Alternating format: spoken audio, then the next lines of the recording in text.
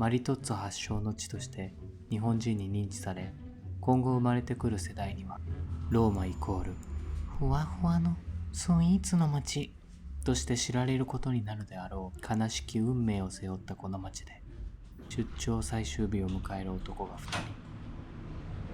人。1人はカーテンを開けるのが早く卵型の綺麗な頭を持つイタリア人。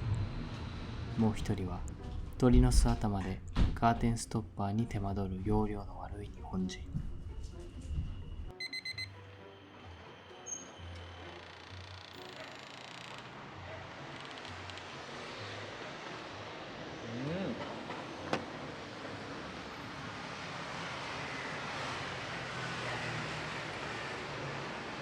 チェックインがね、11時だったよね。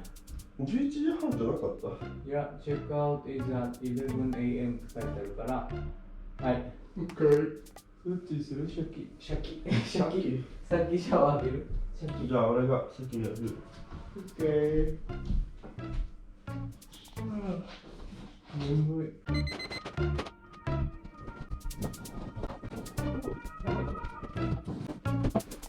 おっ！お金落ちた。さっき50セント。いいじゃん。もらおう。はい、で画面右側の男が何をしてるかというとシーツをねきれいにしてます。なぜか小中高の部活動の影響でなんか合宿部屋をきれいにして出なさいみたいな、立つ鳥後を濁さず的な変な日本人的美徳感覚が染みついていて、もうねどんなに眠くてもチェックアウトの時はなんかね無性にシーツや布団をね畳みたくなってしまうんですね。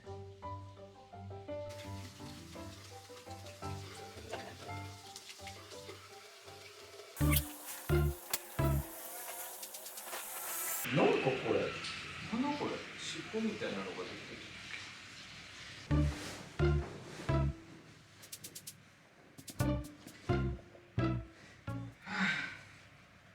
疲れる。シーツ長い。はっはっはっ。あ、もういいや。適当にくるっとまとめちゃえ。汚い。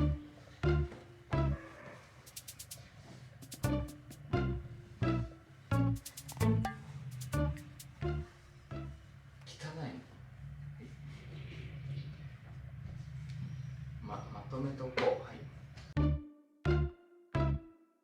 こうやってくださるお客様非常にありがたいんですが、なんて言うんでしょうね。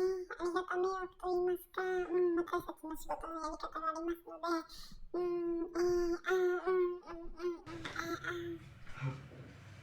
片付けよ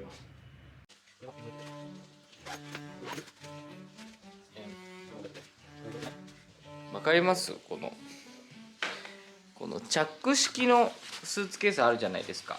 こうチャックでこう止められるようになってるやつ。ここがこういうのって入れやすくないですか？カチッとはめるやつあるじゃないですか。すいません、朝なんでちょっとね言葉が出てこないんですよ。カチッとはめる式のやつだと入るものも全然入らないじゃないですか。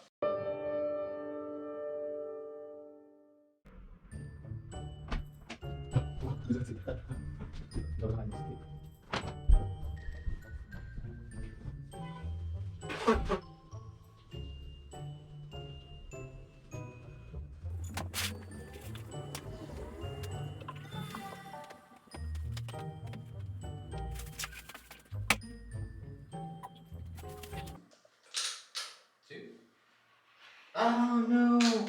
ドライヤーのコンセントがない。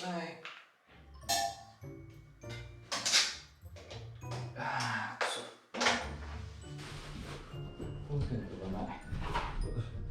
どこに使ったっけあれ。そこに。あれの？下の方。手分けくれた。取っていい？はい。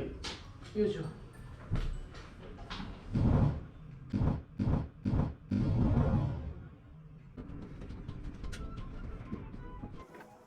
はい、ここからはあちょうが超高速マッハでいろいろちょっと超高速マッハって速度盛りすぎですね。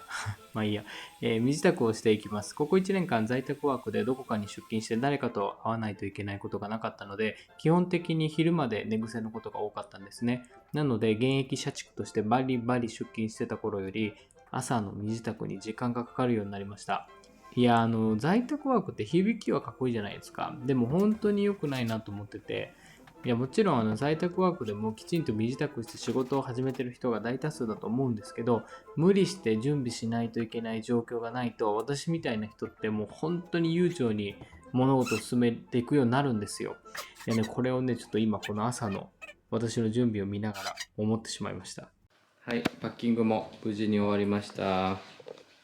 レッツゴー。今更ながらちょっとしたルームツアーですけど、なんかね、あそこに追加ベッドがあって、誰も泊まってませんよ。ここに私たちのベッドがあって、タンスがあって、あそこにトイレがあり、冷蔵庫ありで。結構ね、いいお部屋でした。1泊3000、1人部屋3000円くらいで、結構ね、広々としたところで、こんな感じで、窓も2つついてて、綺麗な眺めも見れます。トイレはちょっとちっちゃいですけど、意外といいところでした。シンク、鏡、こんな感じです。テレビもありました。じゃあ行こうか。そう。あとね、オーナーさんが優しくて荷物をね、ここ置いてていいよって言ってくれたので、ちょっとね、帰りの電車までここに荷物置いてきます。行こう。シティタックスっていうの払わなきゃいけなくて、1人3.5ユーロ。1日ね。なんですよ。なので、結構高いんですよ。サルベオ、チャオ。これはエレベーターですよ。古い家なので、はい、あれはエレベーターなので、私は階段で行きます。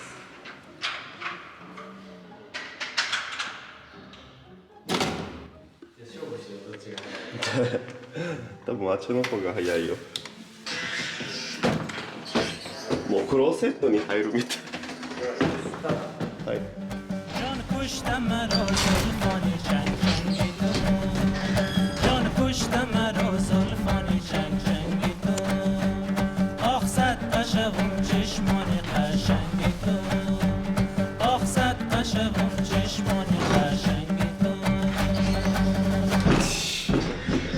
当たり前じゃん。勝負するところじゃないですか。あ、これはしないと次の人は使えない。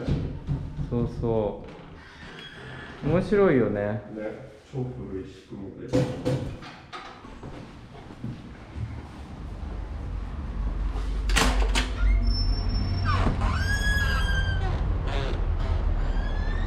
いいよね、朝起きてさ、ここにこれが見えたら最高じゃん。じゃあ朝ごはん食べ行こう。朝ごはん。